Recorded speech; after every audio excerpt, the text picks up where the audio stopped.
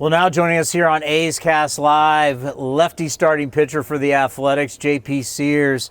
And first off, happy birthday. Very rare we get a birthday in spring training. Thank you. I appreciate it. It's been a good day. Anything special going to happen with the guys or anything special today? No, I think Cots made him sing happy birthday right before we did some bunt defense, so that was fun. But nothing other than that, just get some dinner tonight, maybe, with my wife and some friends. So.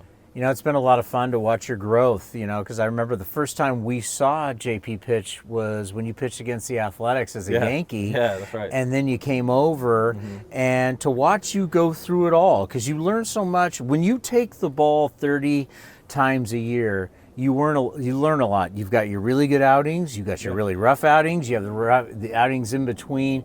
Just talk about what it's been like to be a guy who just takes the ball year in and year out, because you become that guy, the guy that's consistent. Yeah, thank you. I think that's one of the main things you try and do as a starting pitcher is your availability, and it kind of comes with having a good routine and sticking with your routine and kind of learning what works for you and what doesn't work for you. So I've been proud of being able to do that the past couple of years, and looking to do that again this year.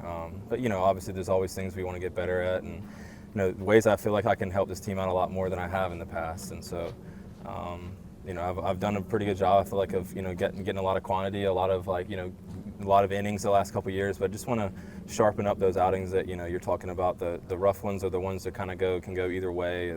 Those are really big season definers there, and team definers. So that's going to be my goal this year, is just try and make those okay or bad outings better than they were in the past. Well, and the reason why I bring those up, and I'm not wanting to harp on them, is like you look at guys who are Hall of Famers. It's just when you pitch a lot, there's a lot of things that are going to go through. You got to learn how to deal with them all, and you've really done a good job dealing with that. One of my favorite things to talk about with you is how we live in this world where everybody's throw less.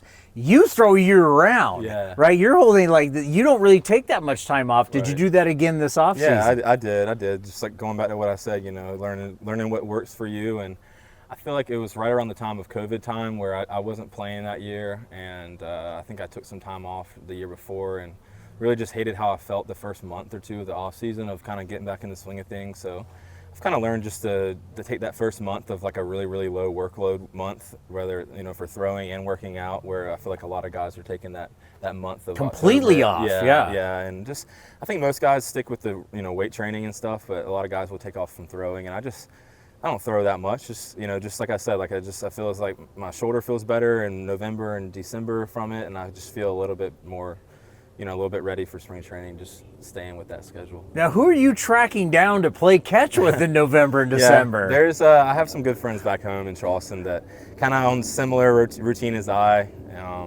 But yeah, at times it can be a little tough. But you got to find somebody to throw with. There's definitely been some days with a net, throwing with a net. Yeah. Or, just taking my dog and or my wife going out and just throwing against the net. But it's whatever works, man.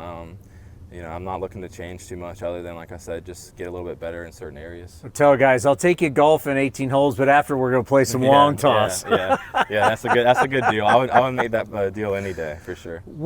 Just talk us through how it's just different now coming in here. You're a veteran guy now. You're no doubt one of the leaders, especially from the pitching standpoint, of this franchise. Just what that's like for you in your career. Yeah, I mean, obviously it's each year you kind of feel like you adapt to your role, and we still got some guys that I would call more veterans than I that are going to be the leaders of our staff. But like I said, I have a role here, and it's kind of changing every year, and I'm looking to hopefully just continue to be that consistent arm to lean on, and just try and keep getting better. And like I said, learn from Springs and Sevy and all these other guys that we've added, and just continue to work with the guys that I've been working with the past couple of years here. And we all have the same goal of just trying to find a way to get better every day and find a way to help the team out. And obviously, just in this first spring training and that first month of the season, feeling like that we're in a good spot. So I'm excited about whatever my role will be and the opportunity that it presents. Obviously, this is a business, and you're gonna, as you turn 29 today, and as you get older in your service time, there's going to start to be questions about your future. What it mean to you? As you mentioned, Luis Severino comes here, a big free agent contract. Brent Rooker gets the extension. Your manager just got. Mark Kotze has the longest deal now in baseball as a manager. What did those deals mean to you and potentially for your future of you wanting to be here long term? Yeah. I mean, I've loved it here since I got here in 2022, and I think the main thing that Kotz always speaks about, and I do too, is that just being where your feet are and really just diving into the people around you. I think that those guys have done a good job of that in their respective areas. Kotz has done a great job of leading us the past couple of years, and Brent, went from making the last roster spot in 23 to having an extension, and obviously we've seen Sevy's career from afar. And I think for me, all I can really do is focus on what I can do this year, and that'll help me out for the future. But like I said, just try and improve those couple outings and just kind of continue to try and take the ball every time I get a chance to, and then the stuff in front of me will play itself out. But yeah, there's definitely no place I'd rather be this year, and no team I'd rather be on here in the Cactus League with the A's.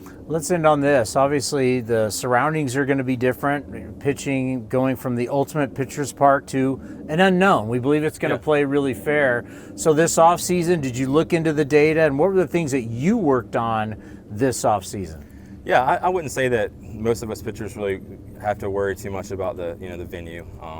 We play in some parks that the ball flies and the ball that doesn't. And then coming up to the AAA, big AA, you play in all different places. So I'm super thrilled just to be there in Sacramento. I think they're going to have great energy every night. They're going to support us really hard, and that's what I'm looking forward to most. I feel like about being there is just being in that city that I think we'll get a lot of good support. But not much is going to change. We're still looking to be a competitive team and compete and have fun. And as far as ballparks go, you don't really make too many adjustments as a pitcher as far as what you're working on. I'm just trying to increase a little bit of my pitch variability, just be a little bit better in the zone with my off-speed pitches, and just be a little more competitive at times, and just really improve that pitch count throughout the game, and just try and improve the quality of every pitch I throw, and just try and have a really good, undoubted reason to throw this pitch. And I think that's something that us pitchers are always searching for, is more reasons of why, and then continue to just do the things that work really well. All right, everybody can have all the data they want, and they can bring data at you with all that. Still the number one thing, it's the guy that shows up every single start. The guy that takes the ball every 5 days is the most valuable, and you've proved that. It's been a lot of fun to watch. Happy birthday. Thank you. Appreciate Good luck it. this season. We'll see you back in Sacramento. Right. Sounds good. Thank you.